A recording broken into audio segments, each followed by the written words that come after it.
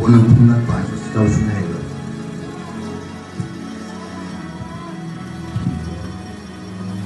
Uthi lana ungawehla kakhulu ne yayikilo zami ivana emsini wehla phansi bese yeah uthi Paul konke into bekuyizuzo kimi ngakushaya indiva ngamagama I render it useless for the knowledge of Christ ngoba uthi now tikhona tonke tintfo letikhona emhlabeni kukhona lonke lwazi noma information longayithola la emhlabeni but mina sangikhethe ukushaya yonke info wonke umsindo indiva ngenxa yokuthi ngathi Christ siphila emhlabeni lapha there are many voices la siphila khona there is a voice of God as well there are voices of the devil voices of demons and every evil spirit but also there is a knowledge of Christ there is a voice of God and the knowledge of Christ hallelujah uthi lenye langa Jesu nitawulati liqiniso neqiniso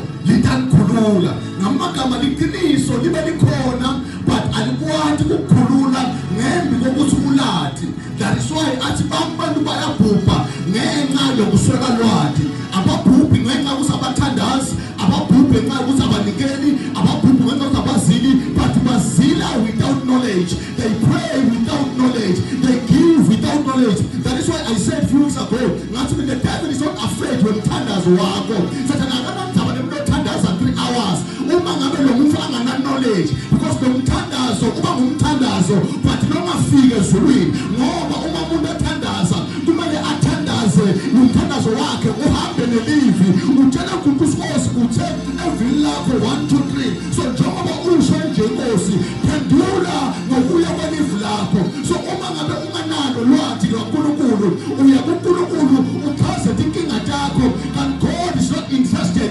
enkingeni yakho God is interested evini lakho kusingitheni evini lakho bese athi niyolati iqiniso bese iqiniso lasenilati nimali ikhulula as long iqiniso likhona but wena ungalati ngeke likhulule bese athi bayabuthi bathi ngiliphi leqiniso athi Jesu mina ngiyindlela leqiniso leqiniso ngimi so if the son of man sets you free you shall be free indeed oh my daughter na umuntu ukhulula because ngimi leqiniso so empilweni into efuyati wena langadelela kwathi mina ungafuni wathi inkinga yakho ungafuni wathi sibaluthini ngawe but people lokubalukothe kuyathi is the knowledge of Christ athi Paul mina konke lobe kuyizuzo kimi konke lobe entertainer akushaya idiva ngenxa yokwathi yena uthi Paul manje there is one thing nangivuka kuseni angifuni wathi ukuthi inkinga yakho ithini angifuni wathi usemaphepha athini angifuni wathi use-TV bathini only thing that I want to know kumathi yena nemandla kamvusa labafini ngoba uma lamandla lavusa Jesu labafini ahlala natiwenu atangata uvusa nje imitimba elilefako utawuthi bathi unesifo sikhona vele emtimbeni but ungafi sihluleke ukubulala kwenta njani kunanamandla kuwe lavusa Jesu labafini so usibona now angifuni kwathi lutho lolu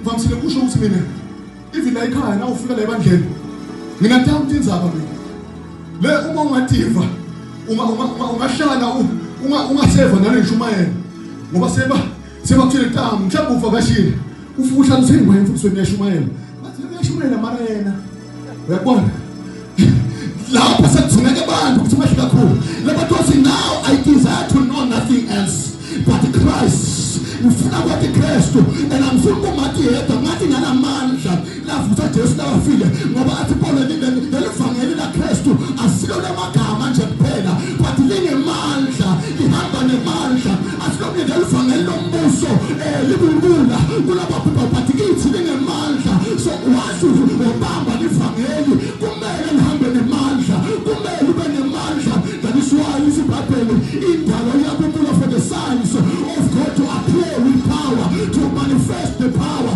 emavethela kaNkulunkulu kumele avete amandla njengoba isibhayibheli Kristu bekanamandla lamandla ngathi kumele siwathwala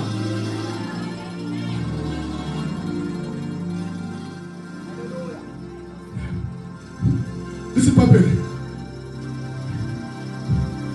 uma Adam on besukuma loins akhe uma ngakhuluma ngeswathi ngoba ngaba ngathi ngiyathuka but besukuma loins besekhalweni lakhe nangiba ngeswathi uma ona sona nathi ngoba sisekhalweni lwethu yakubela iBhayibheli uma Abraham akhipha kweshumi kwathiwa naLevi even Levi akusina umfana wakhe but umuntu kulo kwathiwa naye wabala ukuthi ukhiphile kweshumi ngoba lekhana Abraham akhipha kweshumi wakukhipha ngani basekhalweni so lento yasekhalweni na Adam wathi nakona na uma awa emkazimulweni njengoba iBhayibheli bantu bonile balahlekelwe inkathumulo balahlekelwe uNkulunkulu balahlekelwe ngemandla so uma ona alahlekelwa ngetifo nathi salahlekelwa siku and that's when the word is Bible the word of God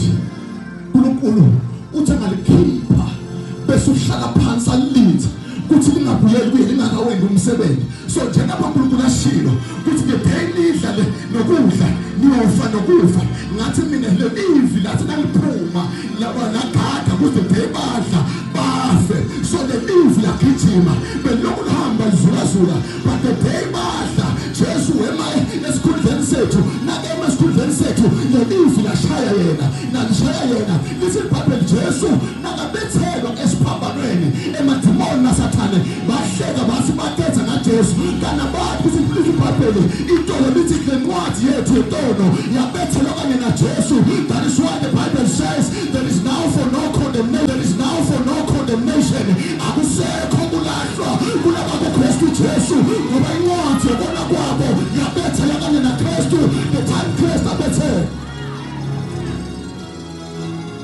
then the Bible passes but listen lekhani Jerusalem esiphambanweni nomfundisi nathi safakwa kuye sabuyiselwa kuma-loins but sangabuyiselwa ku-Adam but Jesu waba Adam wokugcina safakwa kuma-loins aJesu uma afa kwathiwa umoya nasewafa moya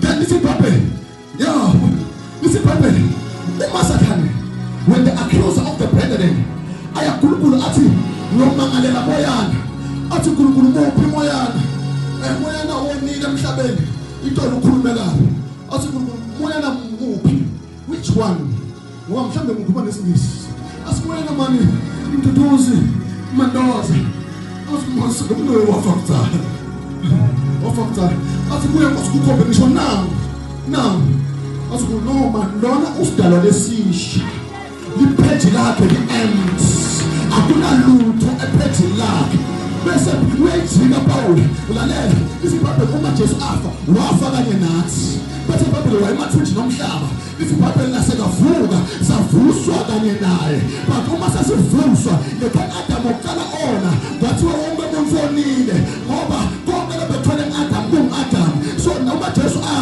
wafa kanye netoli nakavuka wavuka as a son of God ezincwadi lisho kuJohane chapter number 3 lithi for God so loved the world that he gave his only begotten son Jesu ekuqaleni bekayimvotha ngaletele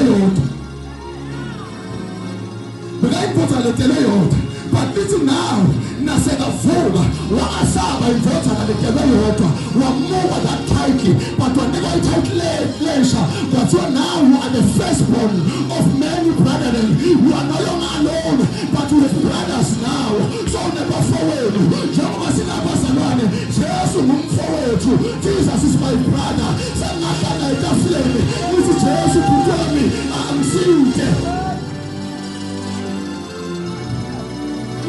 bhuti mufundisi kaJohane lithi there is no greater love than this that a brother should lay down his life for another. Another Jesu is your brother who died for you. But the problem is Jesu.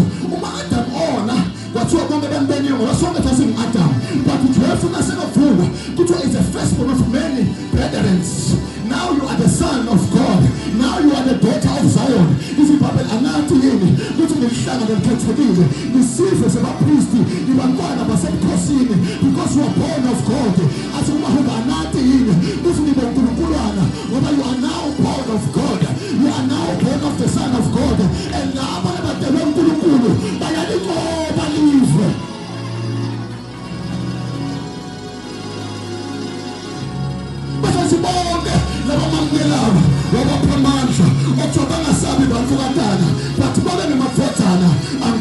uNkulunkulu, and God is God.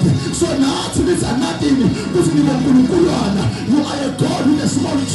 You are born of a God, so you are a God. You are born of the Spirit, so you are a spirit.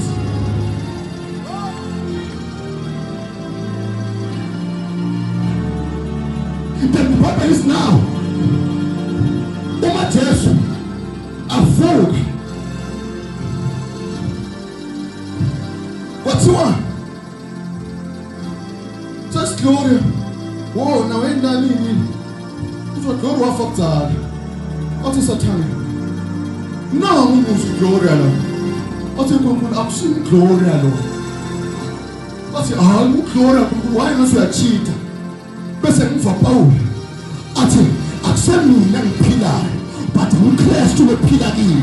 The life that I live it in Christ. Na umbona ezulwini na ngibona uNkulunkulu ubona Christ.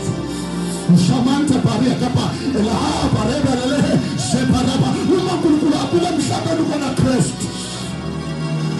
Bese siBhayibheli njengoba safa sikule nasivuka safuka sesikule la sifunza khona sesibani lithi indlela wayenda uNkulunkulu akazange sesinakavuka bese sikhipha ushiya emhlabeni. Lithi iBhayibheli we were seated with him in the heavenly places sahlaliswa kanye naye ezulwini. Bese siBhayibheli njengoba anjalo Kristu ezulwini so are we in this earth sifana naye semhlabeni akasezulwini akula asimenze uNkulunkulu bese naphansi.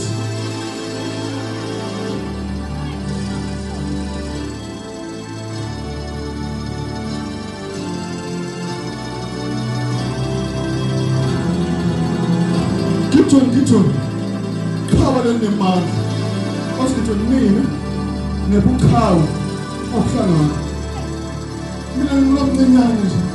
I am useless, I am weak, I am fragile, nine short temper, nine fikyo encane, mina vele ngashiya kakhulu nasekhaya abangifuni but ezulwini nabobuka your God. But when he addresses you because your Father is in heaven. I have a Father that will never ever fail me. You can fail me, I don't care. My biological parents can fail me, I don't care. I have a Father that can never fail me. Then, Sathane asamana ukumangalela uma uNkulunkulu asiNkulunkulu asinokukhomba just glory. Athi uNkulunkulu athi so uKristu lo yami. Not to another to on Christ at time man.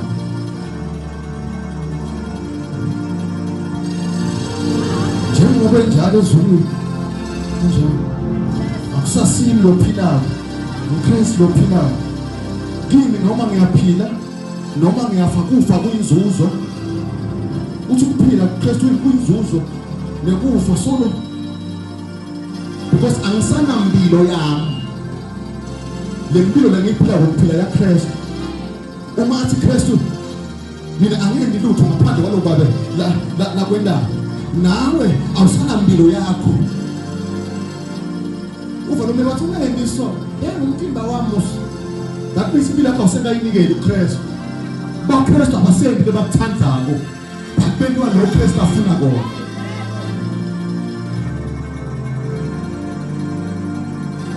Ubizulu Kitchen run.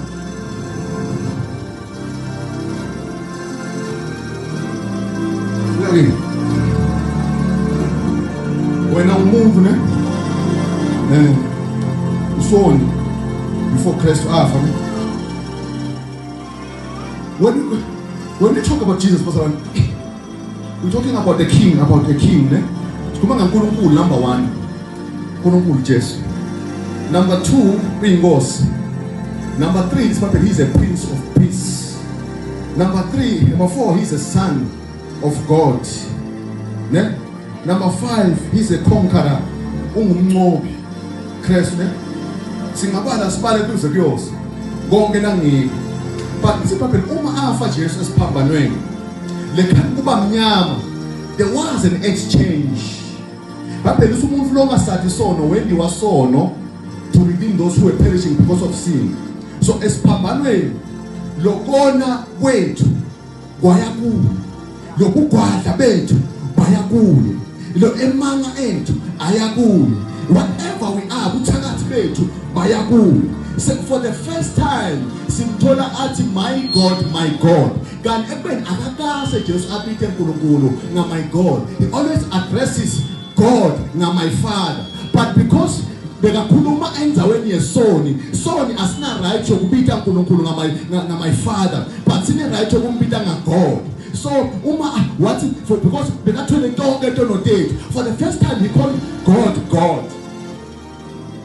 Then all that he is kwa transfer kids, kwa hamba kwa yakids, wekakids. For the first time lithi iBhayibheli anathi yini kuthi nina ningemakhosi, lithi usende sabange makhosi, usende sabange bapristi, usende sabange madodana, usende sabange banqobi, konke la ngiko Kristu kwa transfer kids for the first time at the cross.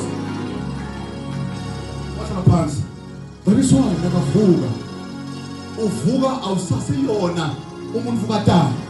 That's why iBhayibheli lithi, don't you know that you are God's? Because you are born of the Most High God. But nanoma kunjalo you die like mere people. So njengebantu kadala nibo uNkulunkulu ngoba you don't understand the scriptures. Bese athi bantu bayabhubha engakuthola lathi. Bese akathi ukuthi niyothumela abantu bayobafunika lwathi. Because uthi Jesu nakhipha le verse uthi njengoba nikulahlile kungathi mina, so nami ngikulahlile.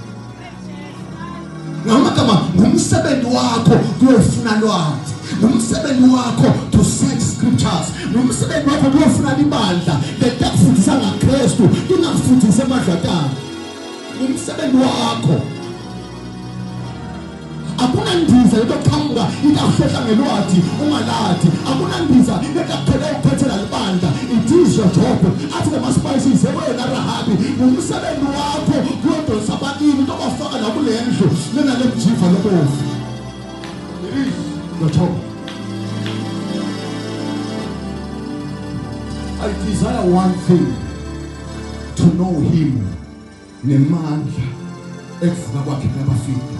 Yini namandla ekuvuka kwabafika is the knowledge yokuthi sewusende sabayini. You are not an ordinary person.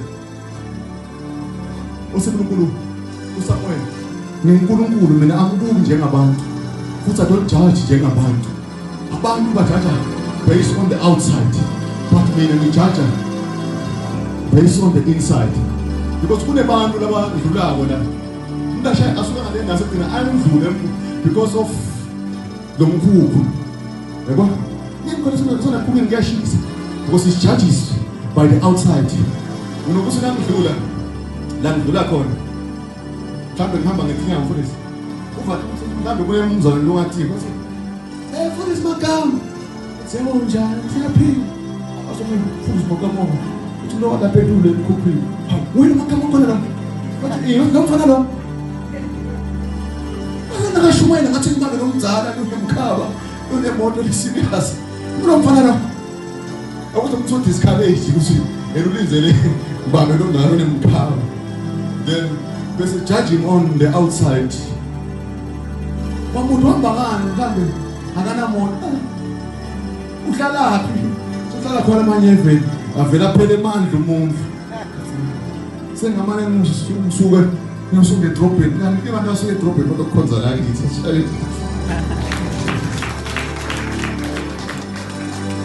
haleluya. I'm done with it. That's what I'm doing.